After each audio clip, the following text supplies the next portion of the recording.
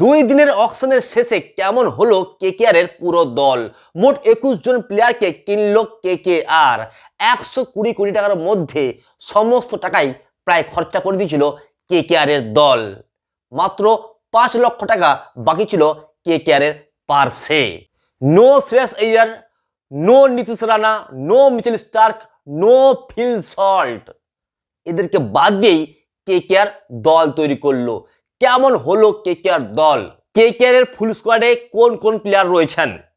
Ajinkya Rahane, Ankit Raghuvanshi, Manish Pandey, Rinku Singh, Rovman Powell, Anrich नोकिया, Harshit Rana, Mayank Markande, Spencer Johnson, Umran Malik, Vaibhav Arora, Varun Chakravarthy, Luvnith Sisodia, Quinton de Kock, Rahmanullah Gurbaz, এই 21 জন প্লেয়ারকে ক্রয় করেছে কেকেআর মেগা অকশনে।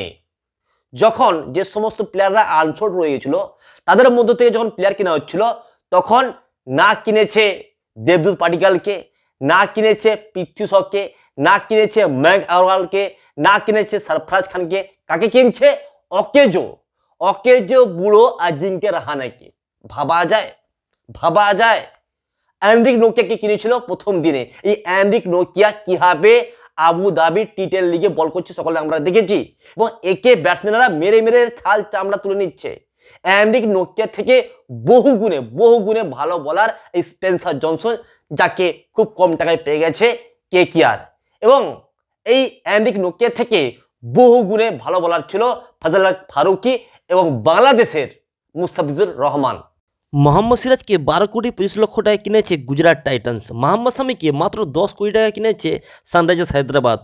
শাহবাজ আহমেদকে মাত্র 2 কোটি 40 লক্ষ টাকা কিনেছে লখনৌ সুপার জায়ান্টস। আর কেকেআর বিট করছে অজিঙ্ক্য রাহানে, মঈন আলীর জন্য, যাদেরকে চেন্নাই সুপার কিংস ছেড়ে দিয়েছে। ভাই, মহেন্দ্র সিং ধোনির থেকে কে চালাক চতুর হতে পারে? যে মহেন্দ্র সিং ধোনি এই দুজনকে ছেড়ে দিয়েছে, তাকে কিনছে কে? কেকেআর। দুঃখের বিষয়, নীতিশ রানার মতো নির্ভরযোগ্য প্লেয়ারের উপরও বিট করেনি কেকেআর। আচ্ছা বলুন তো, এই ভেঙ্কটেশ আইয়ার 23 কোটি 75 লক্ষ টাকার প্লেয়ার। এই ভেঙ্কটেশ আইয়ার কি ঈশান কিষানের থেকে বড় প্লেয়ার? এই ভেঙ্কটেশ আইয়ার কি কেএল রাহুলের থেকে বড় প্লেয়ার? এই ভেঙ্কটেশ আইয়ার কি ঋষভ পন্থের থেকে বড় প্লেয়ার?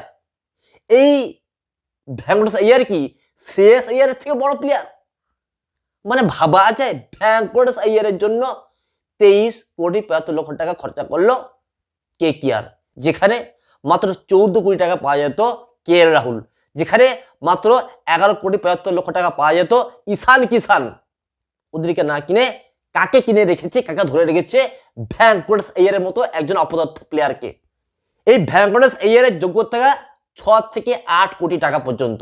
এর 1 টাকা বেশি দেওয়া উচিত নয় ভেঙ্কটেশ আইয়ারকে, কিন্তু তা সত্ত্বেও খুব বড় একটা ব্লান্ডার করেছে কেকেআর। পুরো দলটাকে নাস্তা নাবুদ করে দিয়েছে।